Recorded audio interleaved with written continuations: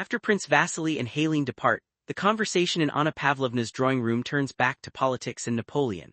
Anna Pavlovna comments on the latest comedy, Napoleon's Coronation in Milan, and the people of Genoa and Lucca presenting petitions to him while he sits on a throne granting them. She calls it adorable and says it is enough to make one's head whirl, as if the whole world has gone crazy.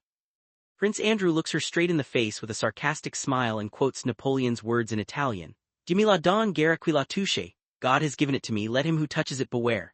He remarks that Napoleon was very fine when he said that. Anna Pavlovna hopes this will be the last drop that makes the glass run over, saying the sovereigns will not endure this man who menaces everything. The Vicomte replies politely but hopelessly about the sovereigns, criticizing them for doing nothing for Louis XVI, the Queen or Madame Elizabeth.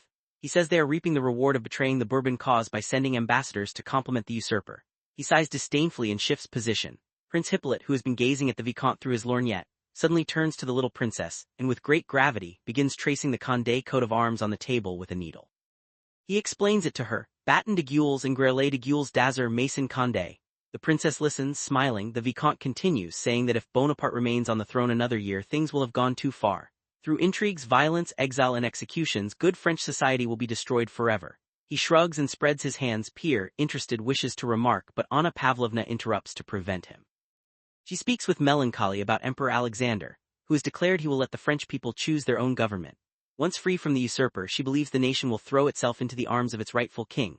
Prince Andrew disagrees, saying the Vicomte is right that matters have gone too far and it will be difficult to return to the old regime. Pierre, blushing, breaks in. From what I have heard, almost all the aristocracy has already gone over to Bonaparte's side. The Vicomte dismisses this as what the Buonapartists say and notes it is difficult to know real French public opinion.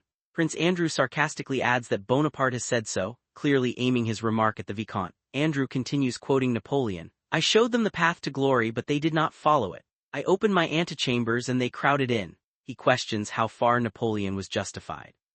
The Vicomte replies that after the murder of the Duc d'Enghien, even the most partial no longer saw him as a hero.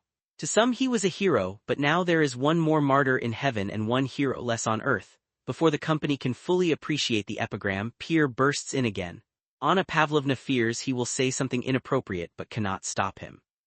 Pierre declares that the execution of the Duc d'Enghien was a political necessity, and Napoleon showed greatness of soul by taking full responsibility. There are shocked exclamations, Dieu mon Dieu, from Anna Pavlovna. Oh, from others. The little princess asks if he considers assassination shows greatness of soul. Prince Hippolyte exclaims capital, in English and slaps his knee. Pierre continues earnestly. The Bourbons fled the revolution, leaving the people to anarchy.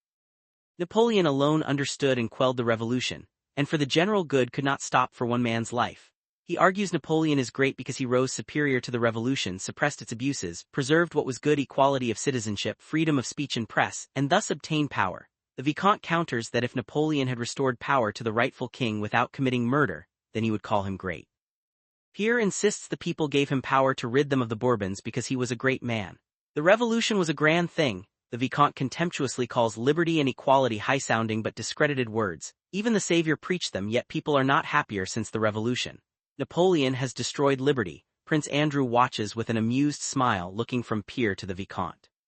Anna Pavlovna, initially horrified, sees the Vicomte is not exasperated and joins in attacking Pierre's views.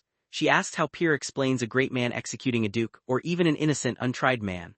The Vicomte asks about the 18th Brumaire. Napoleon's coup was that not an imposture and swindle. The little princess mentions the prisoners Napoleon killed in Africa as horrible. Hippolyte calls him a low fellow. Pierre, not knowing whom to answer, looks at them all and smiles, a childlike, kindly, rather silly smile that replaces his usual grave look and seems to ask forgiveness. The Vicomte realizes this young Jacobin is not as terrible as his words. Prince Andrew steps in to tone down the awkwardness, distinguishing between Napoleon's acts as a private person, general, and emperor. He admits Napoleon was great on the bridge of Arcola, and in the hospital at Jaffa giving his hand to the plague-stricken, but says there are other acts difficult to justify. Andrew then rises, signaling to his wife that it is time to go. Suddenly, Prince Hippolyte demands attention and tells a charming Moscow story in broken Russian. As a Frenchman who has spent about a year in Russia, he tells of a stingy Moscow lady who wants 2 big footmen behind her carriage and a big lady's maid.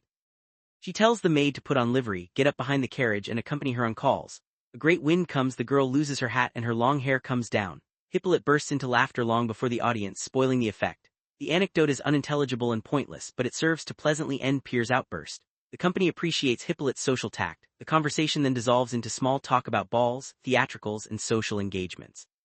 This chapter highlights ideological clashes, pro versus anti-Napoleon sentiments, Pierre's idealistic but socially awkward enthusiasm for the revolution and Napoleon, and Andrew's more nuanced, cynical perspective.